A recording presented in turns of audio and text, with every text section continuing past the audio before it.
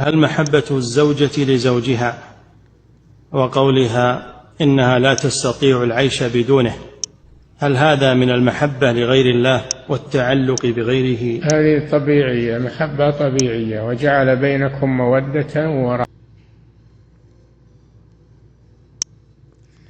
አስገራሚ ታሪክ። ከባለቤቴ ጋር ትዳር ከመሰረትን 21 ዓመት ሞላን። ባለቤቴ አንድ ራሴን እንዲፈትሽበት ያደረገኝን ጥያቄ አቀረበችልኝ። 21 ዓመት ካንተ ጋር ስኖር አንድም ቀን ከእናት ጋር ለመዝናናት ስትወጣ አይቼህ አላውቅም።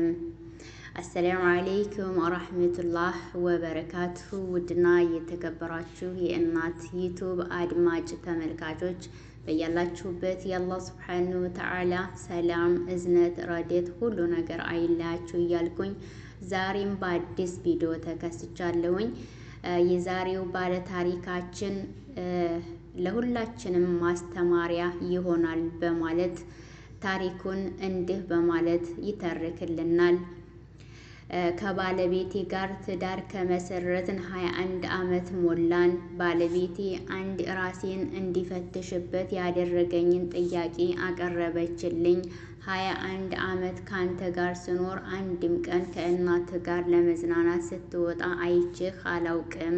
ዛሬ ማታ እናትህን እራት ምሽት ጋብዛትና አዝናናት አለችኝ።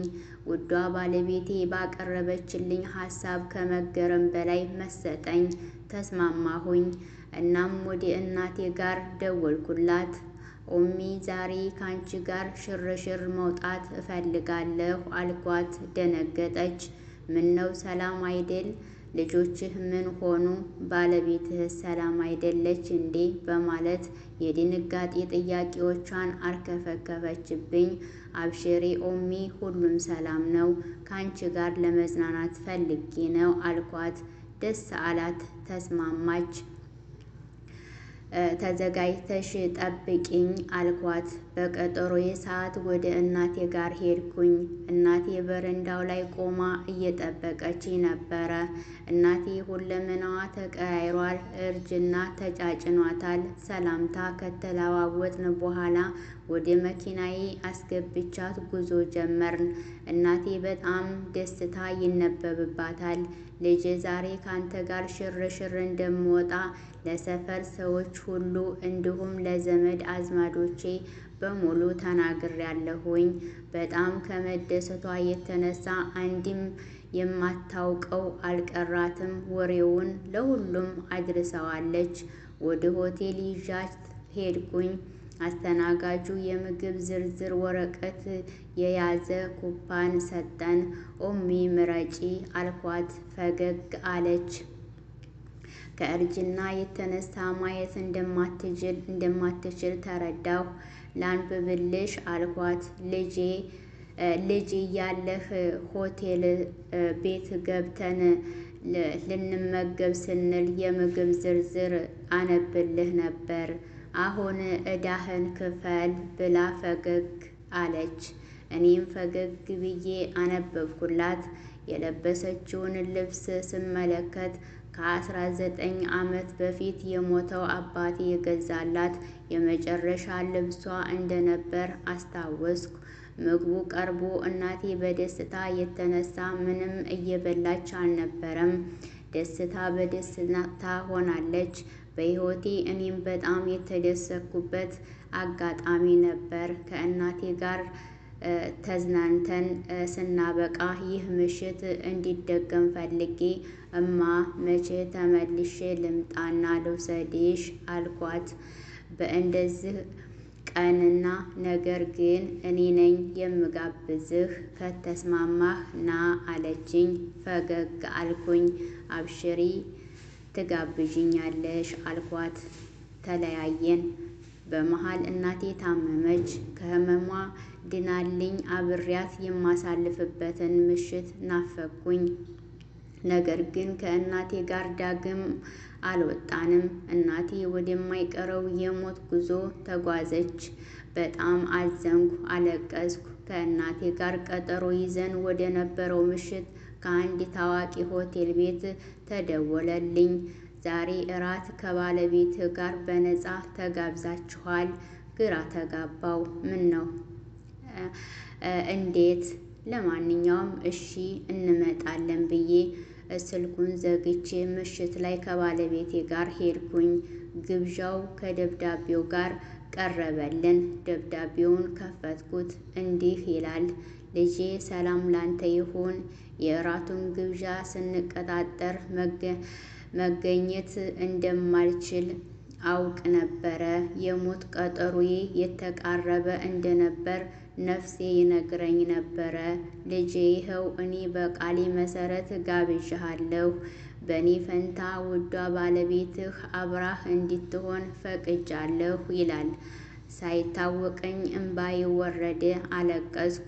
21 ዓመት ሙሉ የዘነጋሁትን ውድ ዕቃ አሁን ነው ማጣቴን ያወቅኩት።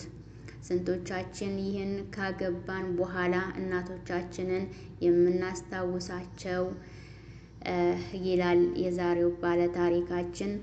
ላሉት ረጅም እድሜና ጤና ይስጥልን፣ ለሞቱትም አላህ ሱብሓነሁ ወተዓላ ጀነተል ፊርደውስን ይወፍቅልን እያልኩኝ የዛሬው ባለታሪካችን እዚህ ጋ ያበቃል ማለት ነው። ኢንሻአላህ ራሳችንን ፈትሸን ያሉልን ተንከባክበን አላህ ሱብሓነሁ ወተዓላ በፈቀደው መልኩ ልንኖር ይገባል ማለት ነው።